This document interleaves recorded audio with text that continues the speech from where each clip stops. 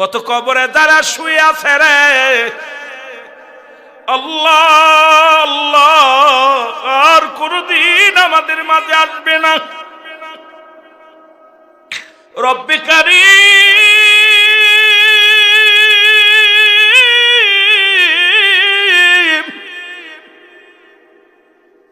বলতেছিলাম 1 নাম্বার বিপদ হলো মানুষের মরণ। আল্লামা মুফতি আমজাদ আলী সাহেব একটা কিতাব লেখেন, কিতাবের নাম বারে শরিয়াত। এই কিতাবের মধ্যে লিখতে যা বললেন, দুনিয়ার মানুষ শোনো, মানুষ যখন সাধারণ মৃত্যুবরণ করে, ওরে আপনারা সবাই জানেন, আলেম ওলামা ওয়াজ করে, কোন ইমানদার যখন মৃত্যুবরণ করে, যেমন আটা গুলায়া খামির বানাইয়া, এই খামিরের মধ্যে যদি একটা চুল পরে টান দিয়ে বাইর করলে যেমন অনাসে বাইর হয়ে যায়, ইমানদারের মৃত্যুটা ঠিক সেমনি হয়। আর আল্লামা মুফতি আমজাদ আলী সাহেব তার বই লিখতে যা বললেন, দুনিয়ার মানুষ শোনো, মানুষ যখন মৃত্যুবরণ করে গো, 70টা তাজা উটের গায়ের চামড়া জবাই না করিয়া উল্টো দিকে টান দিয়া লবণ আর মরিচ লাগায়া দিলে যতটুক যন্ত্রণা হয়,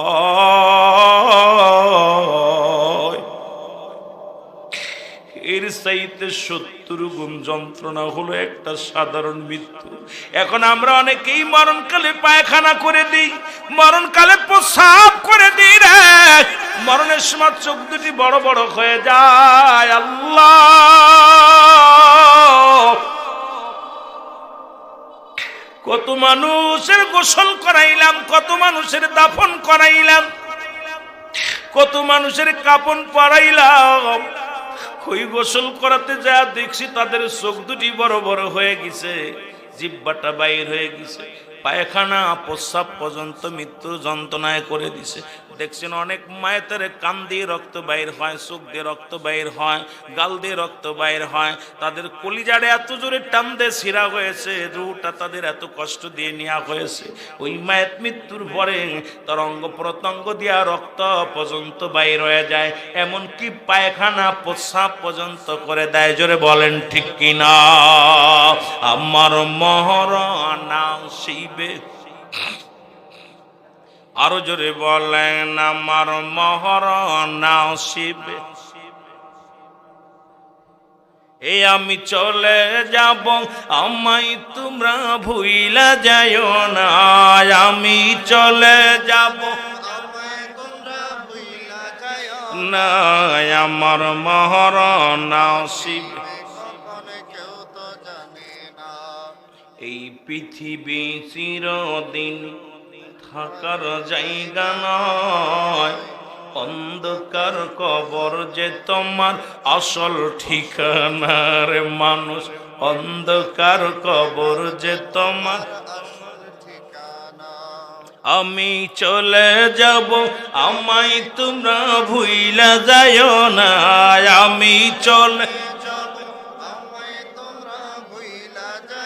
না, আমার মহরণ কুল্লু মান আলাইহা ফান। পিরাইটা মাহফিলে আমি কথাটা বলবো, আল্লাহ কয় বান্দার এই জমিনটা আমি রাখবো না গো,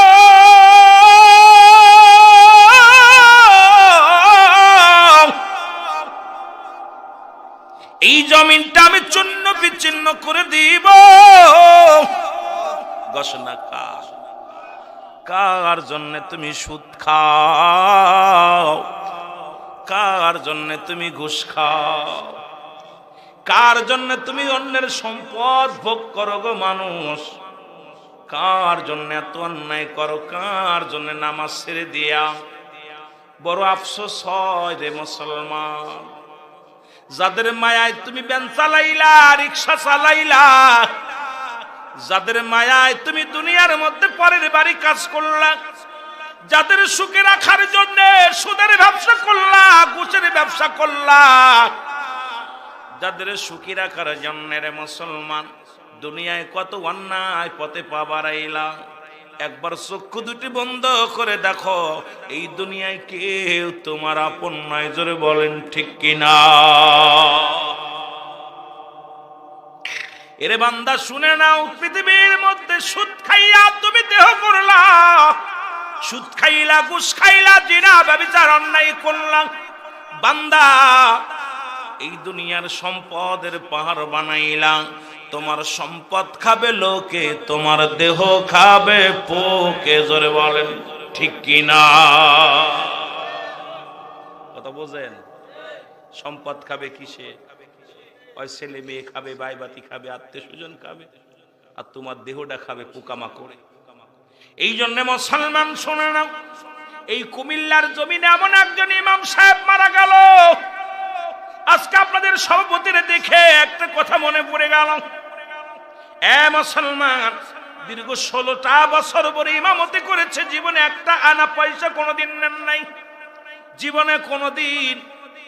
ও মুসলমান, মানুষের বাড়ি যায় দাওয়াত এইরকম মুরগি ফলোয়া খায় নাই। এমন একজন আল্লাহ ওয়ালা ব্যক্তি মারা গেল। এই বিশ্ব রোড যখন খনন করা হলো রোড বানানোর জন্য, রোডের পাশেই ইমাম সাহেবের লাশখানা উত্তোলন করা হলো। এবার লাশখানা উত্তোলন করার পর 30 বছরের লাশটা কবরে শুয়ে আছে। এই কবরটার মধ্যে আল্লাহর কসম করে বলি মুসলমান শোনো, মিডিয়ার মধ্যে এই পৃথিবীর মধ্যে বিশাল একটা আলোড়ন সৃষ্টি করছে কুমিল্লার জমিন। এই মানুষটার লাশ উত্তোলন করার পর কাপড়ের কাপড় তো দূরের কথা, তার গায়ের একটা পশমও পশে নাই, পুরো বডির একরকম আছে, এমনকি তাজা রক্ত বাইর হয়ে গেছে।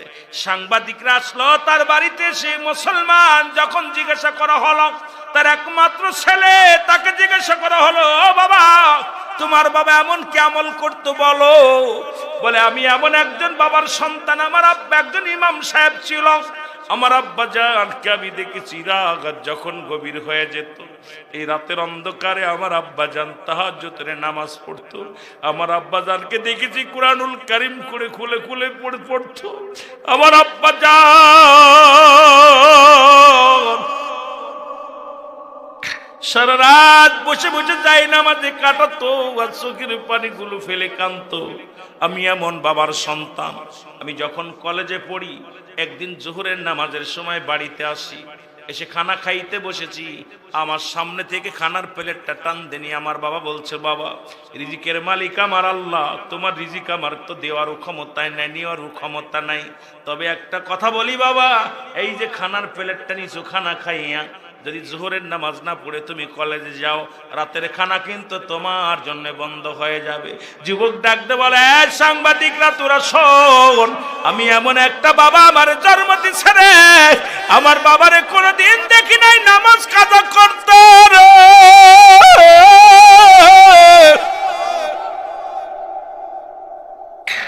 আমার আব্বা জান যদি মানুষের বাড়ি দাওয়াত নিত, বাড়িতে যদি ডিমের ব্যবস্থা থাকতো দাওয়াতে যে ডিম খাইতো, বাড়িতে যদি গোশের ব্যবস্থা থাকতো দাওয়াতে যে গোশ খেত।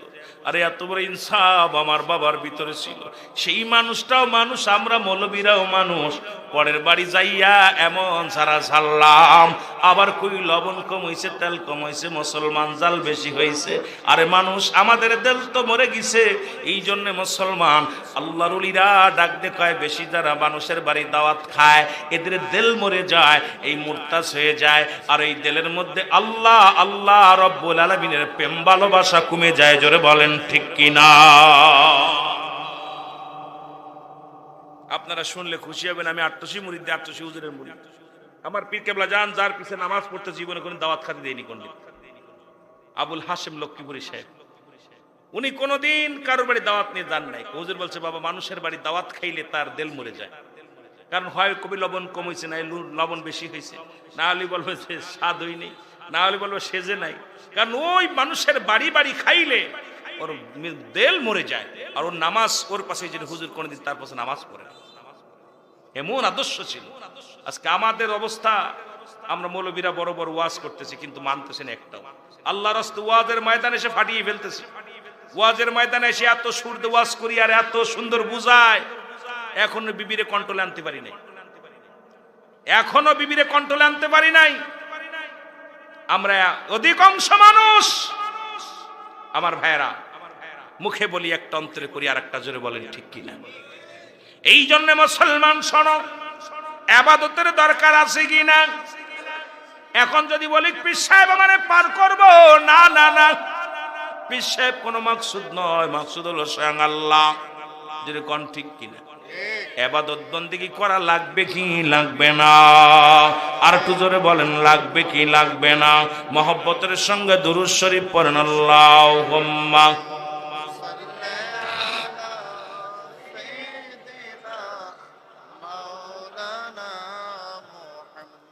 ওয়ালা আলি। রে আজ না হয় কাল তুমি যাইবা কবরে, যাবার কালে দেখবে চেয়ে গো তোমার ছবি রইল পড়ে, যাবার বেলায় দেখবে চেয়ে গো তোমার ছবি রইল।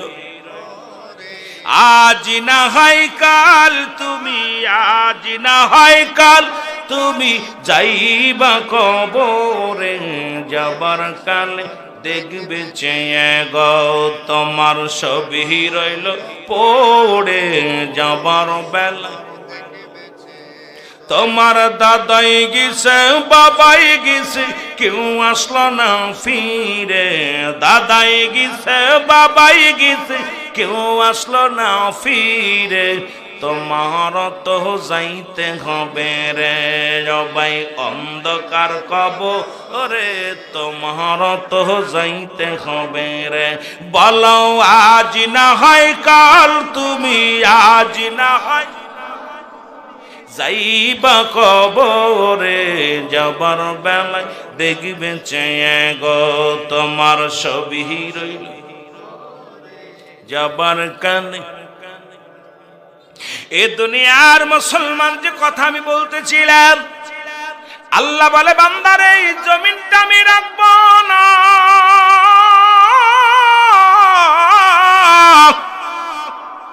এই জমিনটা আমি চূর্ণ বিচ্ছিন্ন করে দিব।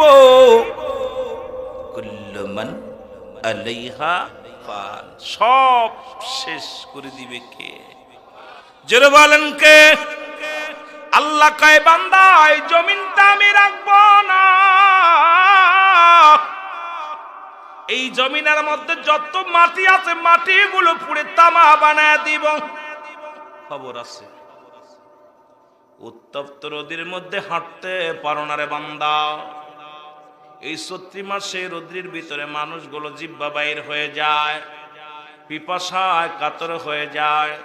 যেদিন মুঠো হাত উপরে সূর্যোদয় হবে সেদিন কি উপায় হবে রে বান্দা? একবার চিন্তা করার দরকার রে বাবা। আল্লাহ কয় বান্দা এই জমিনটা আমি পুড়াইয়া, যত পৃথিবীর যত মাটি আছে সব মাটিগুলো পুড়ে হয়ে যাবে তামা, এই জমিনের মধ্যে যত পানি আছে সব পানিগুলো পড়ে হয়ে যাবে ছাই। যেদিন কিচ্ছু বলতে কিচ্ছু থাকবে না, সেদিন থাকবো শুধু আমি আল্লাহ। থাকবে কে? আসতে হইলো জোরে কইবেন, কে থাকবে? আরো জোরে। জমিনটা থাকবে না। কত মানুষের ঠগাইয়া, কত মানুষের ঠগাইয়া তুমি সম্পদের পার করলা। তিনটা ব্যক্তির বিচার দুনিয়ার মধ্যে মৃত্যুর আগে হবে গো। তিন শ্রেণী মানুষের বিচার রব্বি কারিম দুনিয়ার মধ্যে করবে মৃত্যুর আগে। তার মধ্যে এক নাম্বার হলো যারা সতী নারীর উপরে তোহমাত দেয়। কোন মেয়ের মুসলমান না জেনে শুনে কোন মেয়ের তোহমাত দেওয়া যাবে না, জিনার অপবাদ দেওয়া যাবে না। আজকে দেখলেই হয়তো একটা মেয়ে পাতলা কাপড় পরছে, সে দাউস, কিন্তু তাই বলে দেখলেই মনে করবেন এটা জিনাকারী। কোন মেয়েকে আপনি মুসলমান শুনে নাও, রাসূল বলছে পৃথিবীর মধ্যে তিন শ্রেণীর মানুষের বিচার হবে দুনিয়ায় থাকতেই, মরণের আগে হয়ে যাবে, তাদের শাস্তি হয়ে যাবে।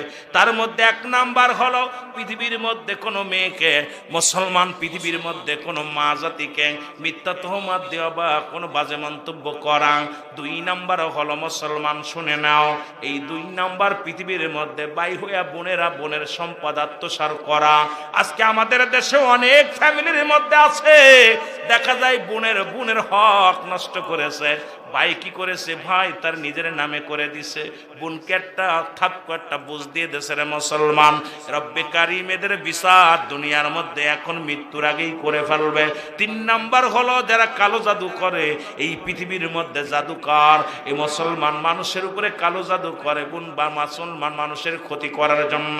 এই 3 শ্রেণী মানুষের বিচার আল্লাহ রাব্বুল আলামিন মরণের আগেই করে দিবে। জোরে বলো আল্লাহু আকবার। ও যুবক দলের কান্ডা লাগে শোনো গো, বলতেছিলাম এই জমিনটা পুড়ে যাবে, পানিগুলো পুড়ে ছাই হয়ে যাবে। পানি বুঝিনি, এই কথা শুনলে পরে গায়ের মধ্যে গায়ের পশম গুলো থারিয়ে যায়। আহা, পানি যেটা পানি পুড়ে ছাই হয়ে যাবে, মাটি পুড়ে তামা হয়ে যাবে, পানিগুলো পুড়ে ছাই হয়ে যাবে। আল্লাহ কয় বান্দারে যেদিন কিচ্ছু বলতে কিচ্ছু থাকবে না, সেদিন থাকবো শুধু আমি আল্লাহ। জোরে জোরে বলেন মারহাবা। আর আমি থাকবো আমার নবীর ভালোবাসা নিয়ে। এই জন্য তো সুন্নিরা নবী নবী বলে পাগল। জোরে বলেন ঠিক কিনা? আর একটু জোরে জোরে চিল্লায় বলা যাবেন আল্লাহু আকবার। কেন? নবীরে ভালোবাসে, আল্লাহ থাকবে নবীর ভালোবাসা নিয়ে, আমরাও থাকতে চাই রাসূলুল্লাহর ভালোবাসা নিয়ে। রাজি আছেন কে কে? একটু হাত দুখানি তোলে। নবীর প্রেমে জীবন গড় তোমরা, নবীর প্রেমে জীবন গড়, নসিব করো মদিনা। নবীজিকে না দেখাইয়া কবরে ডাক দিও না, আল্লাহ নবীজিকে না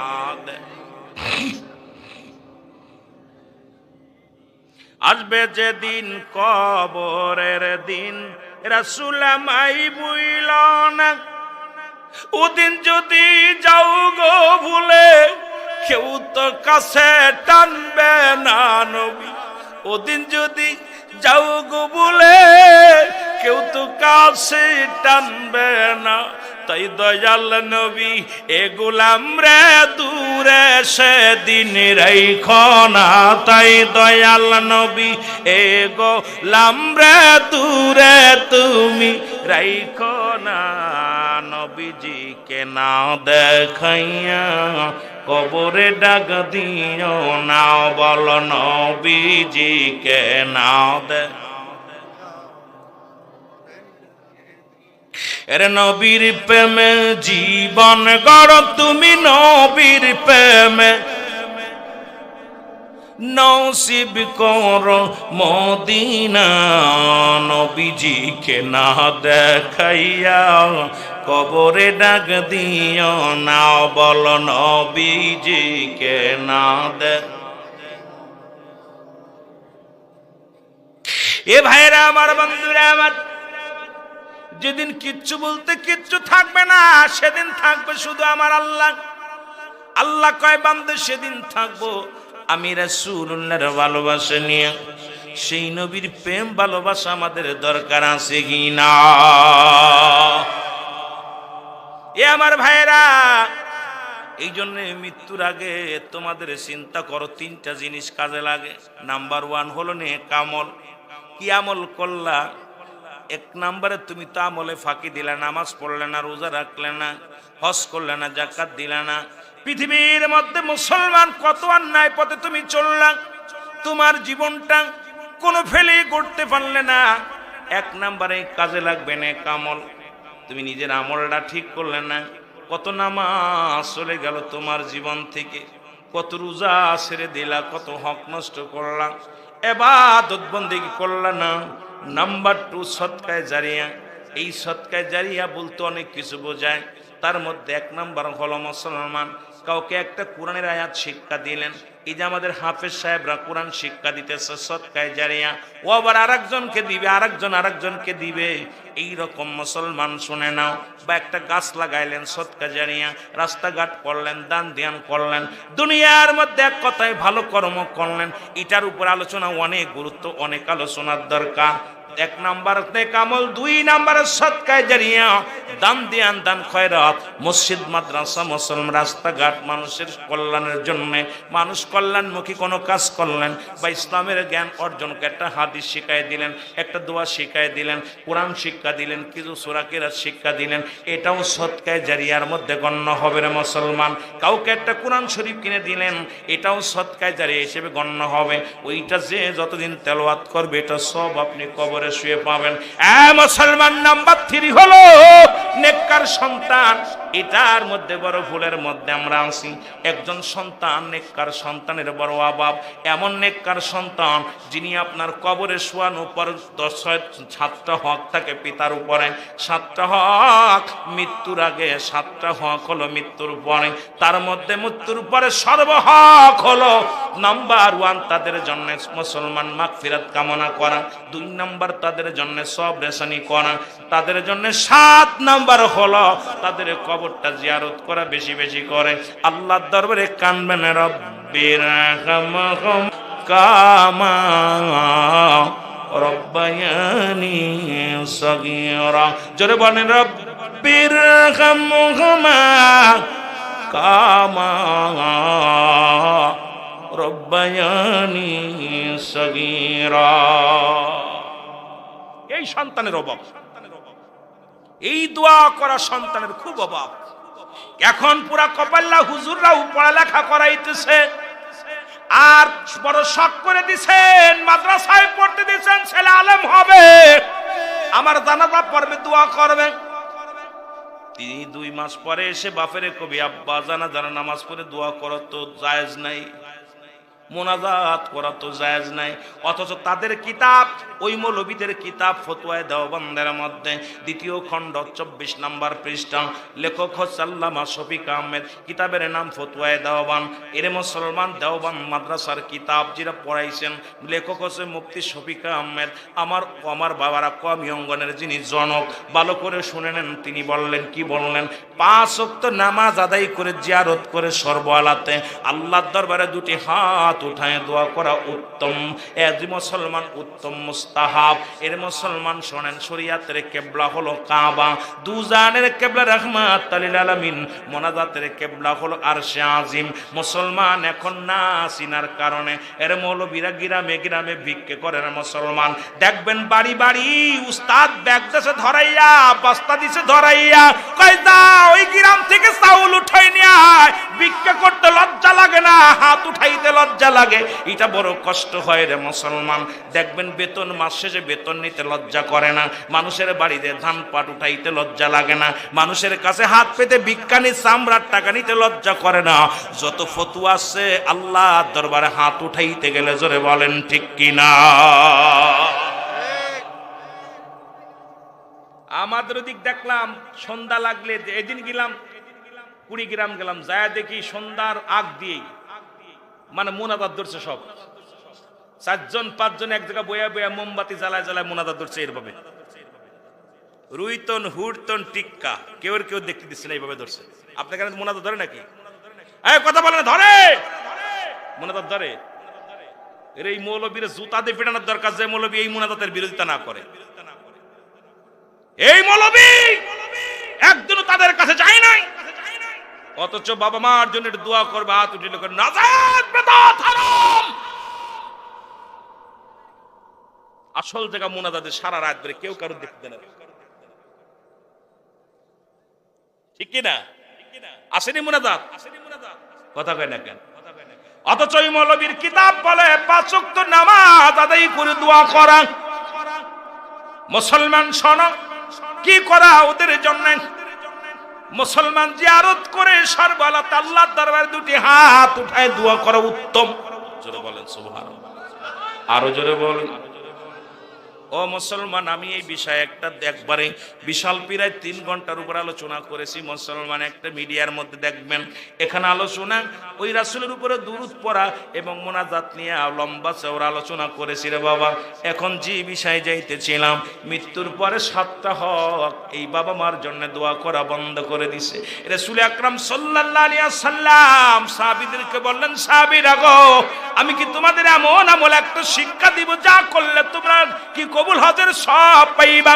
সাহাবীরা বলে ইয়া রাসূলুল্লাহ ইয়া হাবিবাল্লাহ, কি সেই আমলটা? বলে তোমাদের পিতামাতা যারা দুনিয়ার মধ্যে আছে, বাড়ি যে সালাম দিবা, আসসালামু আলাইকুম বাবা, আসসালামু আলাইকুম মা, তোমার আমল নামায় একটা কবুল হজের সব লেখা হয়ে যাবে। জোরে বলেন মারহাবা। সাহাবীরাও কাঁদতেছে কিছু, বলছে হুজুর এই কথাটা যদি আগে জানতাম, আজ কয়দিন আগে আমার আব্বা চলে গেছে, মা চলে গেছে। সাহাবীদের ভিতর প্রতিযোগিতা ছিল আমল নিয়ে, আর আমাদের ভিতরে প্রতিযোগিতা বাড়ি গাড়ি নিয়ে। কথা বুঝছেন? সাহাবীদের ভিতর প্রতিযোগিতা ছিল কে কত আমল করবে, কে কত রাসূলকে ভালোবাসবে, কে কার চাইতে বেশি ইবাদত করতে পারবে, এই প্রতিযোগিতা ছিল তাদের মধ্যে। আর আমাদের মধ্যে প্রতিযোগিতা, আরে কুদ্দুস মিয়া এক বাড়ি করছে, কাদের ভাই কই একটা বাড়ি আমার করার দরকার, ঠিক কি না? এ আমার ভাইয়েরা, আমার বন্ধুরা, আমার নবীজি বলেন সাহাবীরা রে তোমরা কেন কান্দো? বলি ইয়া রাসূলুল্লাহ ইয়া হাবিবাল্লাহ, আজকে বড় এতিম, আমাদের ঘরে বাবা নাই, আমাদের ঘরে মা নাই। নবী বলে সাহাবীরা রে তোমরা কি আমার মতো এতিম? আমি নবী মাত্র 6 মাস যখন মার গর্ভে বাবারে হারাইলাম, যখন 6 বছর 7 মাস তখন মারে হারাইলাম, 6 বছর 6 মাস যখন মাকে হারাইলাম, যখন 6 বছর 7 মাস তখন আমার দাদা আবু তালিব রে হারাইলাম, আব্দুল মুত্তালিব রে হারাইলাম। সুতরাং পৃথিবীর মধ্যে আমার মতে এতিম কেউ নাই। আমার আল্লাহ কয় হাবিব রে আর কাঁদবেন না, কারণ আপনার চোখের পানি আমি সইতে পারি না। জিবরিল আমিনকে ডাক দে, বলে জিবরিল তাড়াতাড়ি যাও আমার হাবিব জানায় আসো। এই জন্য দোয়া করে বলেন রব্বির হামহুমা কামা রব্বায়ানি সগীরা। জোরে জোরে চিল্লায় বলা যাবে না মারহাবা। একটু মহব্বতের সঙ্গে দুরূদ শরীফ পড়েন আল্লাহুম্মা। কি লেখছে?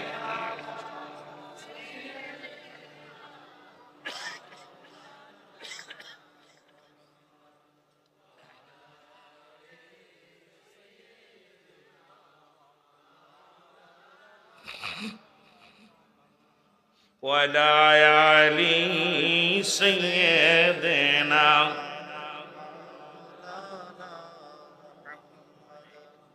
বাবা ওয়াজের ভিতর পড়াশোনা আসলে ওয়াজ নষ্ট হয়ে যায়। নাম্বার সুন্দর একটা পড়াশোনা করছে, ধন্যবাদ তাকে।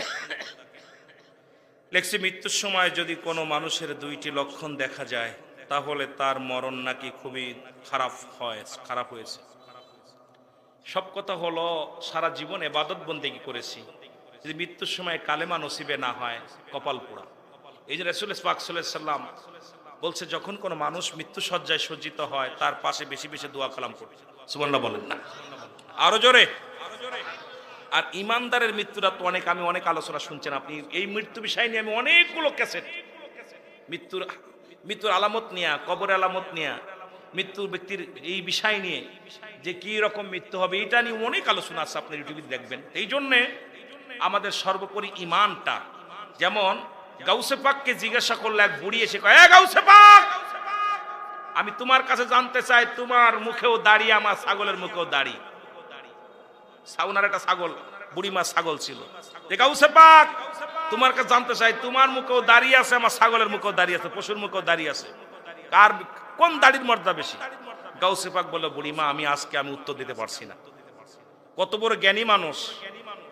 আমরা তো সব পণ্ডিত, অ্যারিস্টটল, সক্রেটিস বই লেখাপড় বলছে নো দাই সেল, নিজেকে নিজে চিনতে হবে, মানারাফান নফস, নিজের নফসকে চিনতে হবে, কলবু সালিম, আত্মাটাকে প্রসিদ্ধ করতে হবে। কিন্তু আমার দেশের মানুষ খালি উনারে সিন্দুর, বক্তার দাড়ি ছোট, লম্বা লম্বা হয়নি, পাতলা, কলি ভালো না, এ ভালো না, খালি অন্যর চিন্তা, মানে খালি পরশ, ওই যে খালি সমালোচনা কর অভ্যাসে। গাউসে পাক ইন্তেকাল করছে, বুড়ি শুনতে পারছে, আয়া গাউসে পাকের কাছে আয়া, কবরের কাছে আয়া, মানাইশের কাছে, লাশের কাছে আয়া, হে গাউসে পাক, ওই বুড়া বলতেছে আমার তো একটা গাউসে পাক তো একটা প্রশ্নের উত্তর দিতে চাইছিল, দেইনে না দিয়া মারা গেল, ঘটনাটা কি? তখন উনি ইলহাম শুনতে পাইলেন, বুড়ি আওয়াজ, বুড়ি মা আমি দেখছি তোমার ছাগল নাই, রব্বে করিম আমার মুখের দাড়িটার বেশি মর্যাদা দিয়েছে, কারণ আমি ইমানের সঙ্গে মৃত্যুবরণ করছি। সুবহানাল্লাহ বলেন না, আরো জোরে, আরো জোরে। মুখে দাড়ি থাকলে যদি ইমান না থাকে, অসংখ্য দাড়িওয়ালারা ঘুষ সুদ খাচ্ছে, অসংখ্য দাড়ি মুখে নিয়ে অনেক হাফেজ সাহেব, অনেক কারি সাহেব, অনেক মুফতি সাহেব গাজার ব্যবসা করে, ইয়াবা ব্যবসা করে। কথা কন না? পতিতালার ব্যবসাও করে, কতক্ষণ আছে না? আমি বলবো না আমরা সাধু, এইরকম সুরত ধরছে। আলেম কোনোদিন জালেম হয় না, জালেম কোনোদিন আলেম হয় না, জোরে কোন ঠিক কিনা? ওরা সুরত ধরছে আলেমের, ওরা আসলে আলেম না, ওরা জালেম। জোরে বলেন ঠিক কিনা? কথা কন না কেন? মনে হচ্ছে আপনাদের সন্দেহ হচ্ছে, সন্দেহ আছে? এখন রবীন্দ্রনাথের দাড়ি আর আমার দাড়ি এক নেই, তবে আমার ইমান মানুষের জীবনের ব্যক্তি দুইটা লক্ষ্য। একটা হলো মানব জীবনের অমূল্য সম্পদের নাম হলো ঈমান, আর ব্যক্তির জীবনের অমূল্য সম্পদের নাম রুহু। রুহুবিহীন যেমন বডির মূল্য নাই, ঈমানবিহীন কোন আমলের মূল্য নাই। এই জন্য মানব জীবনের অমূল্য সম্পদের নাম হলো ঈমান। যারা বলেন ঠিক কিনা? একটা হলো আমল, একটা হলো ঈমান। একটা হলো আমল, একটা হলো ঈমান। আমল হলো নামাজ, রোজা, হজ, যাকাত, কুরবানি ইত্যাদি ইত্যাদি, এটার নাম হলো আমল। আর ঈমান হলো নবী মুহাম্মদুর রাসূলুল্লাহ সাল্লাল্লাহু আলাইহি ওয়াসাল্লাম। জোরে বলেন মারহাবা। এটা খেয়াল রাখা লাগবে। এইজন্য আমাদের দেশে দেখবেন আমল এক শ্রেণী আছে, আমল আছে ঈমান নাই, আর এক শ্রেণীর ভিতরে ঈমান আছে, আমলে ঘাটতি আছে। এই জন্য আমি কয়েকটা আলোচনায় কয়েকটা কথা বলেছি, এটা নিয়ে অনেকে অনেক কথা বলছেন। আরে যার ভিতরে ঈমান আছে ওর কপালে দাগ পড়ে না এখনো, যার ভিতরে ঈমান আছে ওর কপাল এখনো ফাটে নাই। আর যার ভিতরে শুধু আমল আছে ওর কপাল ফেটে গেছে, এই জায়গা ফাইটে কালা হয়ে এরকম দাগ ফেটে গেছে। কারণ ও তো খালি কপাল ঘষে নামাজ পড়ছে, ওর আমল আছে, ঈমান নাই। এই জন্য দুইটা জিনিস, সুন্নিদের ভিতরে ঈমানও আছে, আমলও আছে। যারা বলেন ঠিক কিনা? সুন্নিরা ঈমানে বিশ্বাস করে, আমলও বিশ্বাস করে। যারা বলেন ঠিক কিনা? আরেক দল আছে তারা আমলে বিশ্বাস করে, ঈমানে বিশ্বাস করে না। বোঝেননি? বোঝেন? আরো কইতে হইব কথা, বোঝেন? আল্লাহ আমার বুঝার তৌফিক দান করুক। এই জন্য মৃত্যুর বিষয় হলো অনেক সময় রব্বে কারীম, এটা দেখবেন একটা বাংলা একটা কিতাব বাইর হয়েছে, মৃত্যুর আগে হাসব, আপনার মরণের আগে এবং পরে, মৃত্যুর আগে এবং পরে, এটা বাংলা কিতাব বাইর হয়েছে। এটার মধ্যে মৃত্যু সজ্জায় কোন ব্যক্তি কোন হালাতে মৃত্যুবরণ করে। এক কথায় আসছে, যখন ঈমানদার মৃত্যুবরণ করে সর্বপ্রথম আরশের দিকে তাকায়, ডান দিক থেকে এইভাবে ডান দিক থেকে কালেমা পড়তে পড়তে যখন মানুষ মৃত্যুবরণ করে তখন জান্নাত জাহান্নাম দেখানো হয়, আর জান্নাতের গায়ে লেখা থাকে লা ইলাহা ইল্লাল্লাহু মুহাম্মাদুর রাসূলুল্লাহ। ও যখন উপর দিকে নিজ এইরকম তাকায়া দেখবেন, ও মনে আপনারা মনে করে আমরা মানুষদের না, উপর দিকে এভাবে তাকাবে, তাকার উপর ডান দিক থেকে এরকম চোখের পলকটা ঘুরে এইভাবে এইরকম মৃত্যুবরণ করবে, অনায়াসে তার জানটা বাইর হবে। সুবহানাল্লাহ বলেন না? আবার যদি এমন ব্যক্তি দুনিয়ার মধ্যে ভালো কর্মও করেছে, খারাপ কর্ম আছে, এই ব্যক্তি অনেক সুদখোর, ঘুষখোর, হারামখোররা দান ধ্যান করার কারণে তাদের মৃত্যুটা সহজ করে দেওয়া হবে, আখেরাতে তাদের স্বর্ণ, আখেরাত তারা কিচ্ছু পাবে না। জোরে বলেন ঠিক কিনা? কথা বোঝেননি? অনেক মানুষ মৃত্যু ভালো হয়েছে কিন্তু আখেরাত তাদের স্বর্ণ। এই জন্য এইটা নিয়ে করা যাবে না, ফালাফালি করা যাবে না যে এইরকম মৃত্যুবরণ করছে, এইরকম মরছে, আমারটা মনে হয় ভালো মরতে হয়েছে। ঈমান নিয়ে যদি মরতে পারি, আমল নিয়ে যদি মরতে পারি, ওইটা হলো জীবনে সাকসেস। জোরে বলেন না সুবহানাল্লাহ? আর একটু জোরে বলেন। আমার ভাইয়েরা, চোখ উল্টিয়ে যাওয়া এবং পায়খানা প্রস্রাব করে দেয় ফেলা, এটা হলো মৃত্যু যন্ত্রণা। যারা আজরাইল আলাইহিস সালাম যখন খারাপ প্রকৃতির জানটা, ওই যখন এরা বলতেছিল আপনার একজন নবী উনি এখনো জান্নাতের মধ্যে আছে, ইদ্রিস আলাইহিস সালাম, চারজনকে এখনো জীবিত আছে। নাম্বার 1 যিনি পাহাড়ের দায়িত্ব আছে, ওনার নাম হলো হযরত ইলিয়াস আলাইহিস সালাম। নাম কি? যারা বলে নাম কি? ইলিয়াস আলাইহিস সালাম। একজন পানির দায়িত্ব আছে, হযরত খিজির আলাইহিস সালাম। নাম কি? নাম কি? এই মুখস্থ করেন, নাম কি? খিজির আলাইহিস সালাম। আর একজন নবী এখনো জান্নাতের মধ্যে আছে জীবিত অবস্থা, একবার মৃত্যুবরণ করছে আবার জীবিত হয়েছে, তারপরে জান্নাতে আছে, নাম হলো হযরত ইদ্রিস আলাইহিস সালাম। আর একজন নবী আমার নবীর রাহমাতাল লিল আলামিনের উম্মত হয়ে আসবে, নাম জানা আছে? মারহাবা। আমার আলেমরা কইলো, এরা তো কইলো না। এর নাম কি? হযরত ঈসা আলাইহিস সালাম, মরিয়মের পুত্র। সুবহানাল্লাহ বলেন না? মরিয়ম আলাইহিস সালামের তাই মরিয়ম আলাইহিস সালামের মৃত্যু যখন আজরাইল আসছে, তখন ঈসা আলাইহিস সালাম আপনার মরিয়ম আলাইহিস সালাম বলতেছে, আজরাইল আমাকে একটু সুযোগ দাও, আমার কলিজার টুকরা সন্তানের লগে কিছু কথা বলবো। আজরাইল বলে না, সুযোগ হবে না, এখনই যেতে হবে।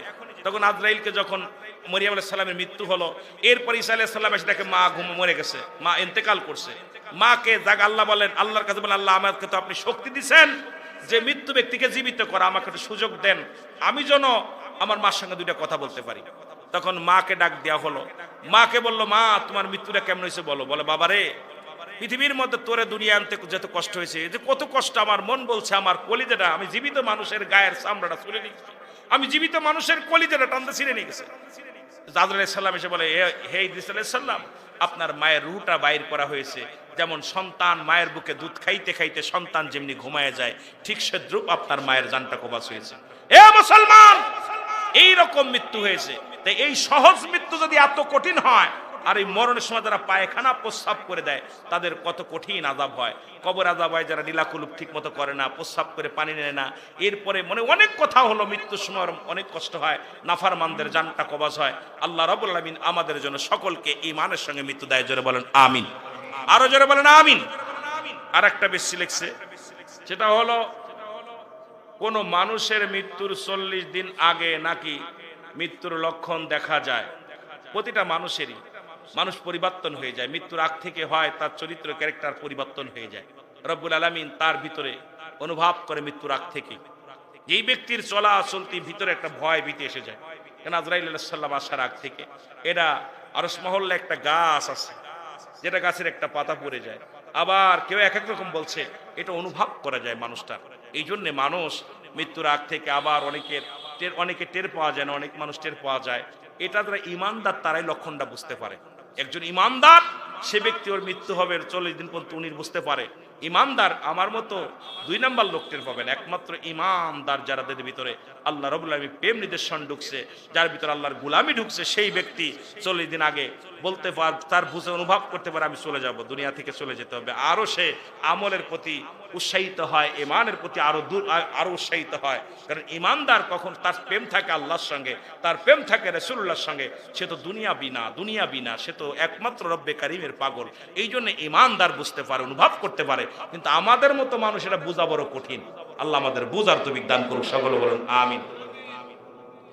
এবং একটা, এইটা কি কোনো হাদিস শরীফে আছে ভাই? অবশ্যই এগুলো মৃত্যু আগেই বলছি, ইমানদার যেরাম রব্বুল আলামিন প্রতিটা মানুষের কলবের মধ্যে থাকে। আল্লাহ বলা ফি আনফুসিকুম আফালা তুবসিরুন, বান্দা বান্দিগণ আমি তোমাদের মধ্যে আছি। আল্লাহ কোথায় থাকে? আল্লাহ থাকে মুমিনের কলবে। কোথায় থাকে? মসজিদে। কোথায় থাকে? মন্দিরে, গাছতলা, আমতলা।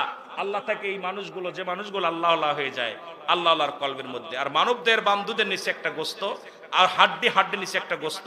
আরবিতে বলে কলব, ইংলিশে বলে হার্ট, বাংলায় বলে হৃৎপিণ্ড। এটা যাদের পবিত্র সমস্ত, আরবিতে বলে কলব, এটা যাদের পবিত্র সমস্ত দেহরাজ্য পবিত্র। আর এইটা যারা পবিত্র করতে পারছে, এদের এই মুর্দা দেল যাদের জিন্দা হয়ে গেছে, এই দেলের ভিতর তো আল্লাহ রাসূলের প্রেম ঢুকে গেছে। এরাই সবকিছু অনুভব করতে পারে। জোরে বলেন ঠিক কিনা? এই জন্য এই সমস্ত মানুষের কাছে আসে ইলহাম, নবীদের কাছে আসে ওহী। এই জন্য এই মানুষগুলো যারা আল্লাহ ওয়ালা হয়ে যায়, এদের তো দুনিয়ার মধ্যে বড় বড় ভাগ্যবান। আর যারা এই জালিম হয়ে যায়, এদের তো দুনিয়াতেও কষ্ট, আখিরাতেও কষ্ট। দুনিয়া হয়তো কিছুদিন সুখ বেলা শান্তিতে থাকবে, কিন্তু ভবিষ্যৎ প্রজন্ম ওই কবরের জগৎটা বড় ভয়ঙ্কর। জোরে বলেন আল্লাহু আকবার। আর একটু জোরে বলেন আল্লাহু আকবার। একটু মুহাব্বতের সঙ্গে দুরূদ শরীফ পড়েন আল্লাহুম্মা।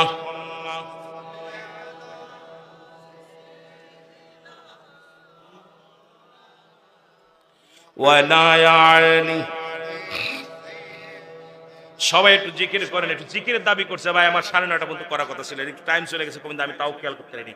ইসমে জাত